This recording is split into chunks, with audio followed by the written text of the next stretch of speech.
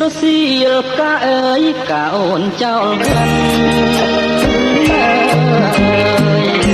ឲ្យបងសុបិនក្លិនតែកលយ៉ាងបងត្រេកអរក្រៃហួសនិស័យស្មានចង់ឈោងដៃកាន់ខ្លាចការស្រមោល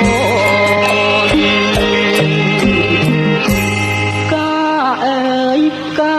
ខ្ញុំប្រពន្ធជាប់តងជាតិនេះរៀមស្រងឲ្យបានជួបអូនទោះជាការធ្លាក់បាក់មែកប្រពន្ធអូនហើយបងចាំតែតមរាល់ថ្ងៃ